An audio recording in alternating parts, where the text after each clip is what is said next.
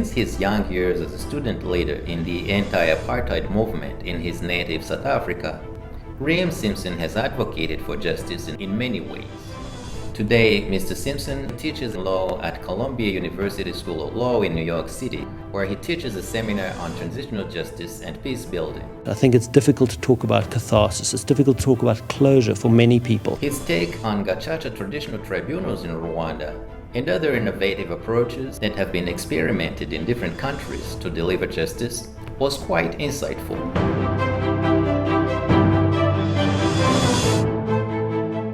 Thank you, Mr. Simpson. Your field is transitional justice, right? That's a difficult question to answer. Yeah, can you give it a try? I originally was the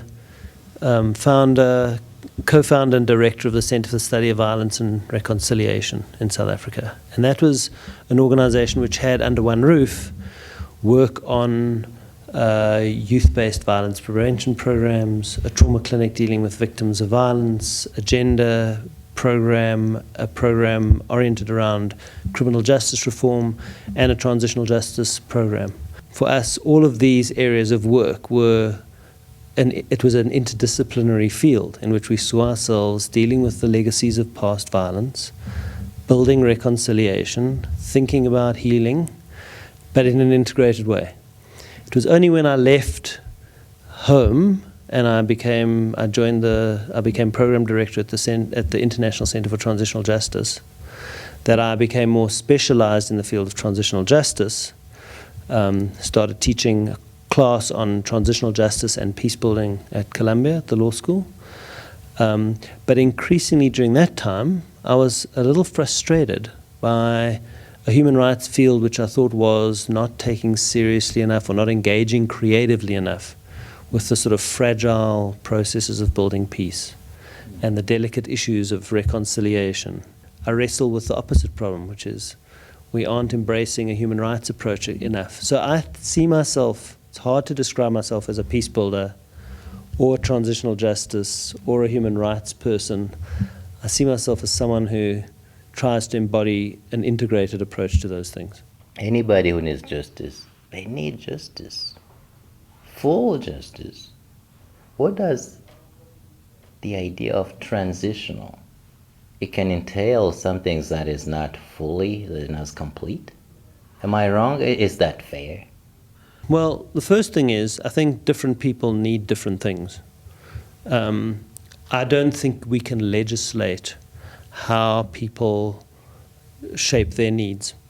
So for some people, coming out of conflict-affected situations, being the victims of terrible violations and injustices, some people have less of a need for retributive justice. Some people are capable of dealing with these things in other ways. I don't think I am.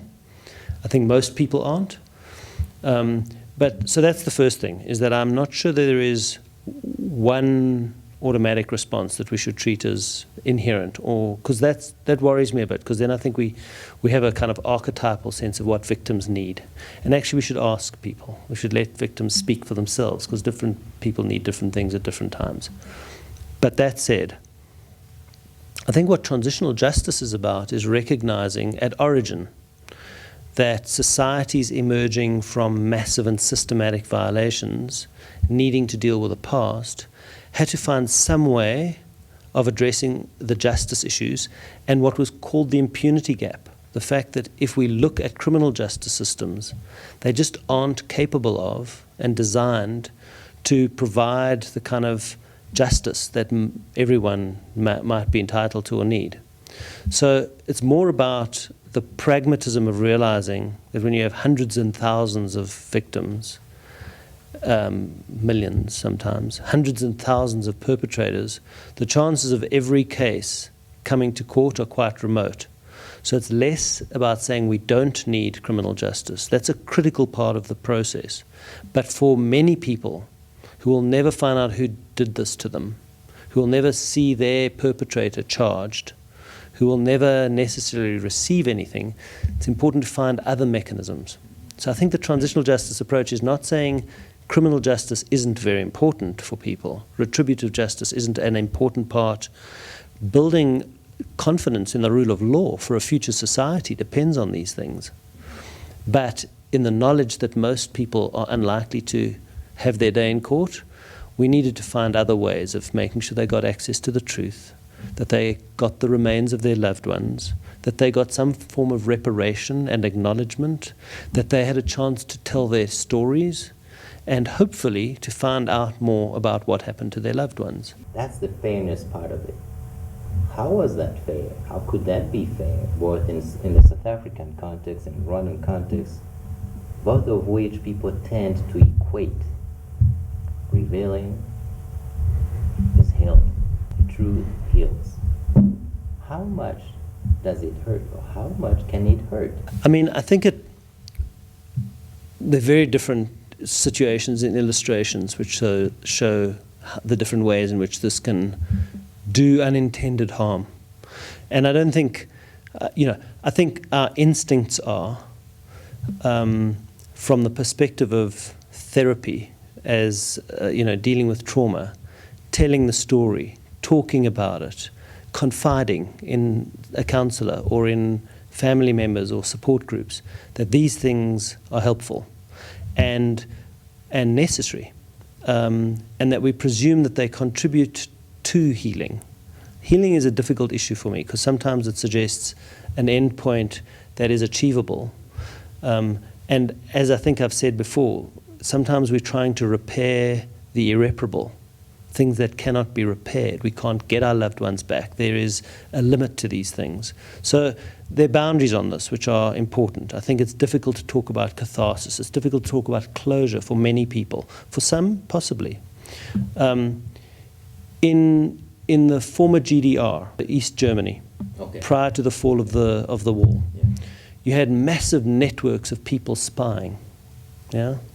One of the most sophisticated, orchestrated informer networks.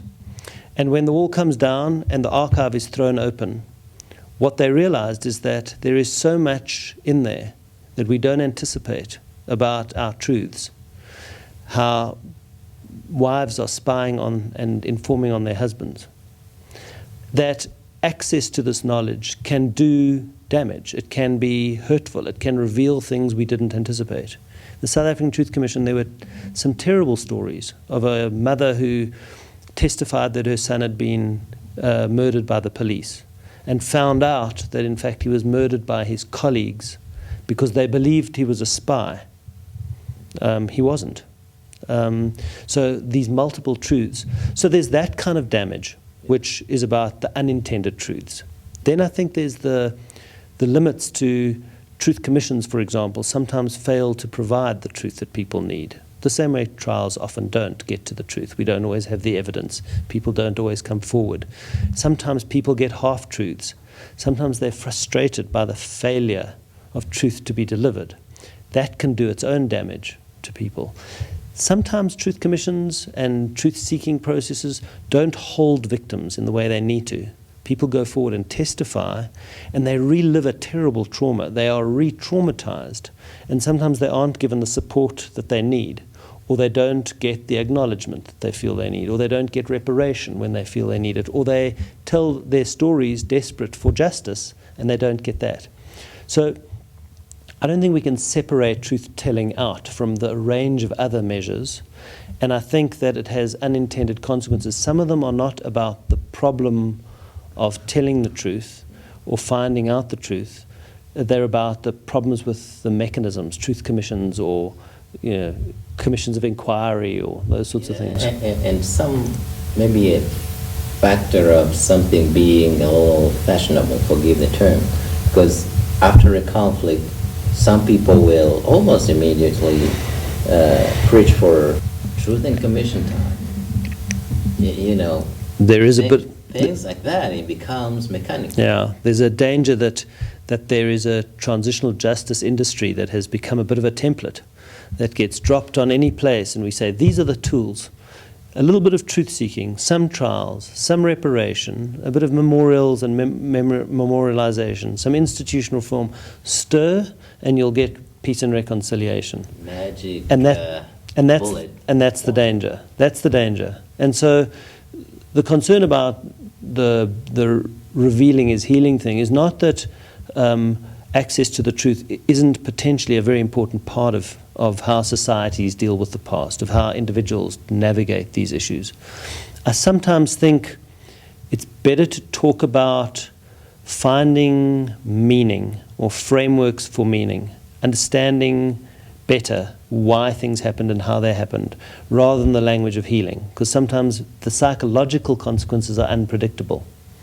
And so I'm not saying revealing can't be healing. I'm saying we shouldn't make the assumption that it always is. What does it take to really, bring the people to know, to feel that you're doing this for their own good somehow? Everything we know in these fields, we have learned from the creativity, innovation, risk-taking of local practitioners. And there is nothing more enriching for people who are thinking not as theoreticians or academics, but as practitioners. The opportunity to learn from each other is unbelievable. And I think of myself as a practitioner. I'm someone who's cut my teeth in doing this work in my own country in South Africa, and have been engaging with this in other countries through local partners. And this is what my organization does. We just did a 3-country study on resilience, where we were saying we can't begin to understand the sources of resilience in societies and communities, resilience for peace, without looking at the endogenous capacities, the bottom-up things that ordinary people draw on in order to deal with these risks and these things. Thinking in deep, self-reflective, critical ways, doing great research, learning from as we do, in the most innovative ways about how we navigate these questions of healing, recovery, dealing with the past, dealing with terrible violations. No presumption that there's any one answer, an openness to thinking about all the dilemmas that we face. Gacaca has been one of our homegrown solutions as a transitional justice tool. I think it's really critical that we reflect on these things, and I'm really pleased where it's Rwandans doing this. People who are inside. These are unique tools that are about. They embed the solutions in the idiom of the people themselves, culturally, politically, socially, etc. Where I think there's a danger is that, particularly for outsiders, the international community, there's an ease with which we look at tradition and culture as remote and exotic.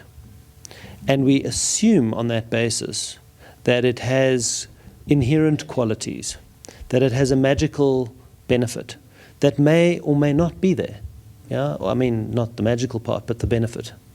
And so there's, on the one hand, there is the danger that we demonize these institutions. We say they are culturally limited, they're traditional, they're incapable of respecting human rights, they're not procedurally fair, all of those things which may be good, important criticisms, but there's a danger that some people demonize these traditional and customary tools. There's an equally serious danger that we romanticize them, that we don't subject them to the same scrutiny. Are they inclusive enough? Do they give people a voice? Do they satisfy people's needs? Are they fair and procedural? Are they achieving some of the things they say they're achieving? Are they effective?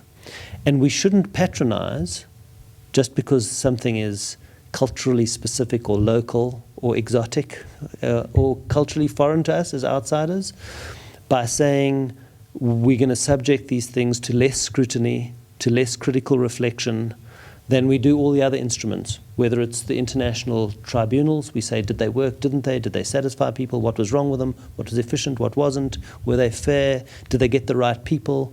Did they do this in the right way? We should subject these mechanisms to the same scrutiny, because what we want is to benefit the people that this is supposedly for. And so that's my view on it. And I think this is not just an issue in relation to Gacaca. I think about the Biti-Bot reconciliation processes in East Timor, the Motu Oput exercises in northern Uganda. There are many of these, and there is a danger sometimes that we treat them as inherently good at what they do, just because they are something we don't really understand. What is somebody who's not a legitimate practitioner, so to speak, going to bring to the table, bring its own little dime in the process, trying to contribute in a healing process like ours? I think this is not a pure science.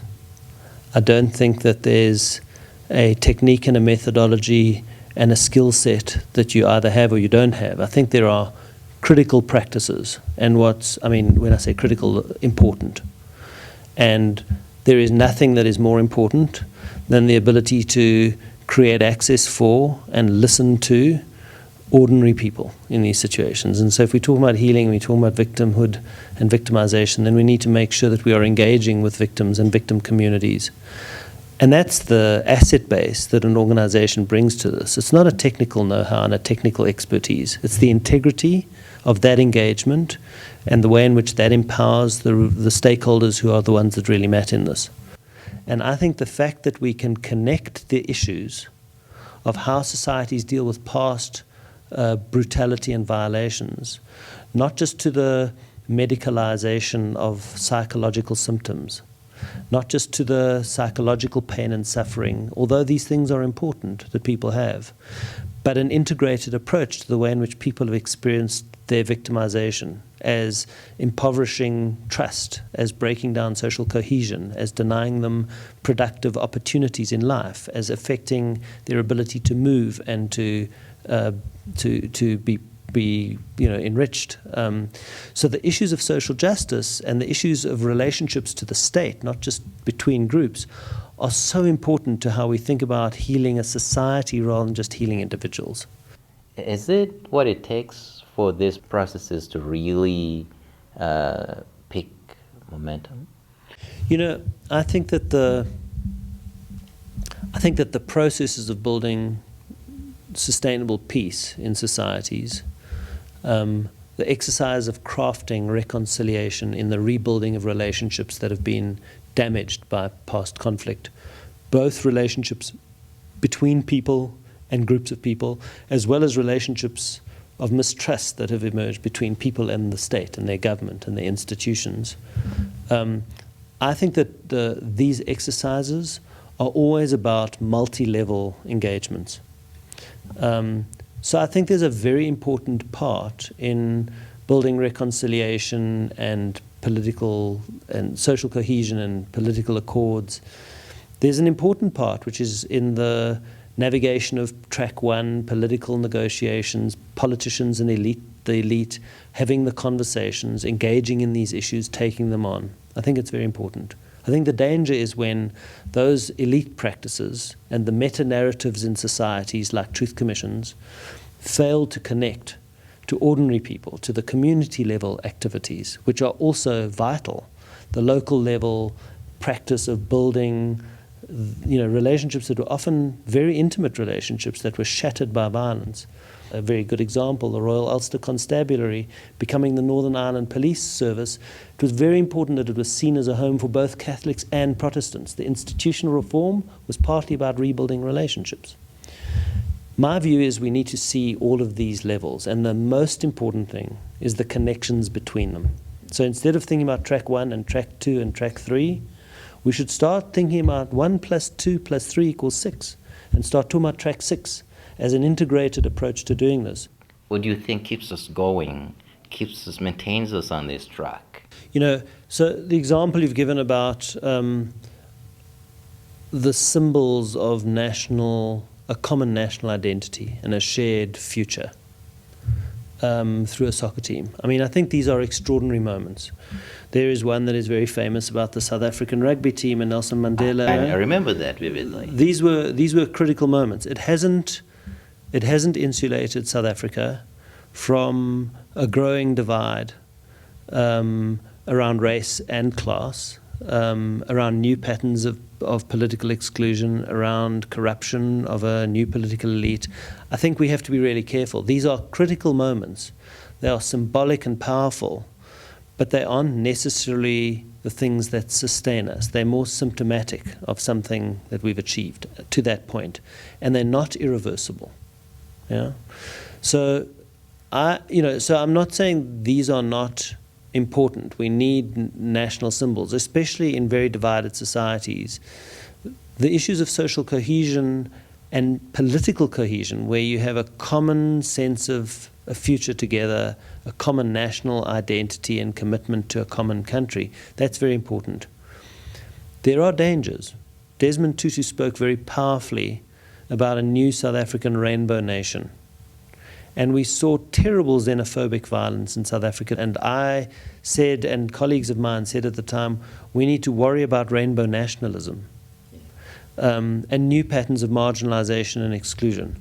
So I think there is something extraordinary about the combination of a development path and track that Rwanda has taken, and a belief that through development you can actually engage and resolve some of these things. Again, that's not true everywhere. Sometimes economic growth produces very fierce and intense competition and sometimes new conflict over control of that economic wealth.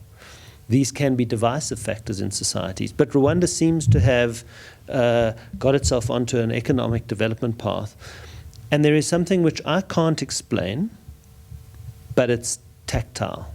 When I come here, I can feel it, which is that no matter what, this is a country that went through, not that long ago, unbelievable mayhem in the form of genocide, and yet is a country that is on a path, and a fairly wholesome path. It's not without its problems. Every country has its problems. That is remarkable. I don't know what the benefit of it is. I think Rwanda's got a lot of this right. I think it's not a simple equation. I can't point to what the formula is here. I don't know how much there is from Rwanda's experience that is applicable in other societies, in the same way that I'm doubtful about how much of the South African experience is applicable elsewhere. I think we need to be very modest about how we share what we know and what we learn. Thank you, Mr. Simpson, for your time.